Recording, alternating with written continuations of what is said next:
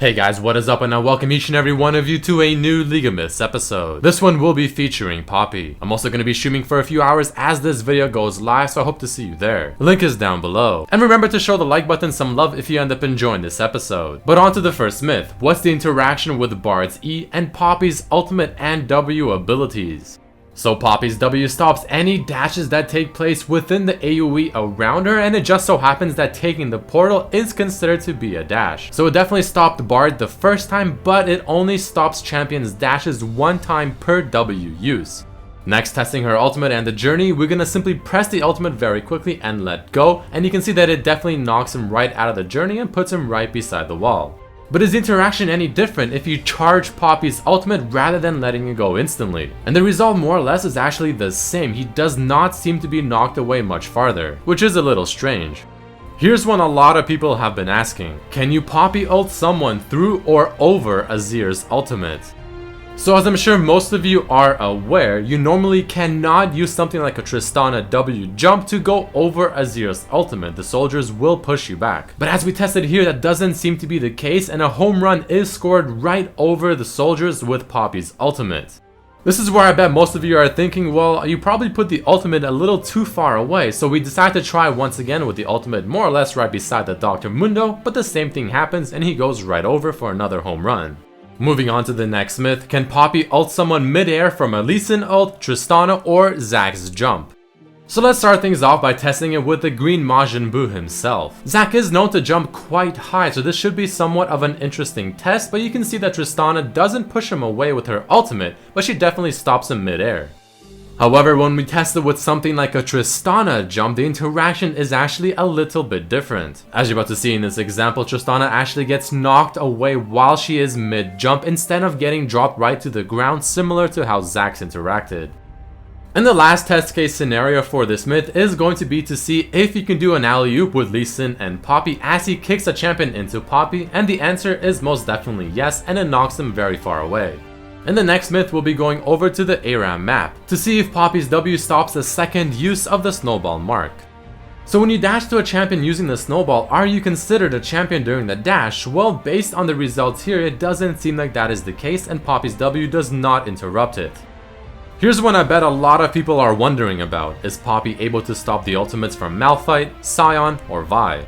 So for this one, we'll be testing to see if she can stop their ultimates by using her W and her ultimate, and with the W, the answer for Vi is no.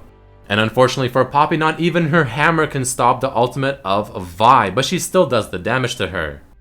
Next, we have the Rock himself, Malphite, and as he ults inside Poppy with her W active, it has absolutely no effect. And much like in the example earlier, not even Poppy ultimate can stop the unstoppable force, but at least she still does the damage to him. And in the last test case scenario with Sion's ultimate, we'll be testing it first with the W, and it has absolutely no effect. It doesn't even show the text saying cannot be disabled as the earlier ones did. Well, maybe her ultimate can finally be the hero we need to stop one of these ultimates, but unfortunately that is still not the case. Here's one I bet most of you will be happy about. Does Poppy's W stop Riven's E and her Q abilities? So first, let's test it with Riven's E, and even though she still gains the shield, she doesn't actually make the dash. Riven's first Q ability also gets completely negated by Poppy's W, not even taking the damage. Now the second part of her Q will also get stopped by Poppy's W, and even the third Q with the knockup will also get negated by the W. Remember, it'll only stop the first dash made within the W, not all of them, but it's still a great counter to Riven if you absolutely hate facing her. Moving on to the next myth, can Poppy ult a Skarner or Tahm Kench with a champion attached to them? This has got to be definitely one of the more interesting myths. As Skarner ults the Soraka and I ult him, he ends up dragging her about halfway of the flight. Not completely crazy, but still pretty interesting. But what if the hungry man himself, Tahm Kench, eats an enemy champion, so in this case the Xin Zhao? Well, as it becomes hammer time, I knock him away and the Xin Zhao follows him all the way to where the Tahm Kench lands. A new and innovative way to troll your teammates. And just for the sake of testing it, let's see what happens if Tahm Kench eats his own ally, and the exact same thing happens. Both champions going all the way over to Tahm Kench's destination. Moving on to the next myth, can Blitz do a fadeaway hook with Poppy's ultimate? So the results of this myth are very interesting because it does make for some form of counterplay whenever dealing with Poppy's ultimate. Because as you're about to see, as she ults the Blitz away, he can actually pull the Poppy, or any champion for that matter, a decent way along with him. So use your hammer with caution. Moving on, what's the interaction with Poppy ult and Aatrox and Kog'Maw passives? So first, testing things out with Aatrox and his passive. As I use my ultimate, I knock him away and it does the killing blow on him, but you can see he begins regenerating and being in the passive form while he's mid-flight. But would this work the exact same way with a passive that instantly activates something like a Kog'Maw? And unfortunately it does not interact in the same way, and Kog'Maw dies and uses his passive in the exact same spot he got hit. But let's move on to the next myth. Can Lee Sin, Thresh, or Nocturne follow a Poppy ulted champion? So starting things off with a blind monk, you'll notice here in the first example that if Lee Sin tries using the second part of his Q while the target is mid-flight, he is actually unable to because the target does become invulnerable while they are flying. So in order to make it work as you would normally expect it to work, you have to have the Lee Sin use the second part of his Q just before you actually hit the champion with your ultimate as Poppy. But Lee Sin didn't follow the champion all the way to the end of the duration, so let's see if Nocturne ends up doing so. As he locks onto the rise and I hit him away with my hammer, he doesn't seem to follow him all the way to his location, but it's really close. But next, let's see if Thresh has any better chances to follow his target to the end of the duration of the knockup from Poppy's ultimate. Using the same principles as the Lee Sin example, he still doesn't seem to follow the champion all the way to their end location from the ultimate, but he does follow them for a good duration. The next myth is asking, can Poppy use ult and have Thresh lantern an ally with him across the map?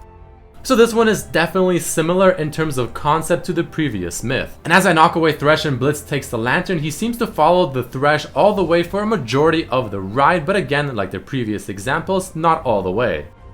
And on to the next one. Will champion clones also get hit by Poppy's ult for the ultimate deception? So let's first test things out with LeBlanc's clone, of course being procced from her passive. Now if this happens to be true and the clone does take the ultimate like a champion would, this can definitely lead to some crazy deceptions being made. And as you just saw, the clone from LeBlanc got knocked away. So it seems like the deceiver is definitely able to deceive her opponents with that new passive and a Poppy ultimate, but is Shaco able to do the same thing? As the Shaco puts his clone right in front of my face, I end up winding up my ultimate and the exact same thing happens. So whenever facing a Poppy, definitely keep this in mind as it can save you and your teammates. The third last myth is asking, is it possible for Yasuo to ult off of Poppy's ultimate? So this is one I'm sure a lot of people are wondering if it is possible, and here we are about to test it using the instant part of her ultimate to knock him in place. The Yasuo on my team was spamming his R button, but it simply did not go off, which is very unfortunate for Yasuo. However, the next one is asking if Yasuo's wind wall can stop the shockwave from Poppy's ultimate. So let's see if Yasuo can redeem himself from the previous myth. So Poppy's ultimate has a shockwave traveling across the ground looking for the first opponent. And interestingly enough, it is considered a projectile and it will be halted by something like a wind wall. And the final myth, because a lot of people were curious, what happens if two Poppies ult each other at the exact same time? As the two Poppies take their positions and start facing each other and get ready to wind up that ultimate, they both release it at more or less the exact same time and they both get knocked away across the map. Exactly what you probably thought would happen. Alright guys, that unfortunately is it for this episode of the League of Myths series. Make sure to definitely hit the like button if you enjoyed it and share with your friends, and subscribe if you haven't. And I'd really appreciate it if you guys can check out the previous episodes of this series if you haven't, and my other videos as well. I'm sure you'll enjoy them. But I thank you all so much for watching and hope to see you for the next one as well. Peace.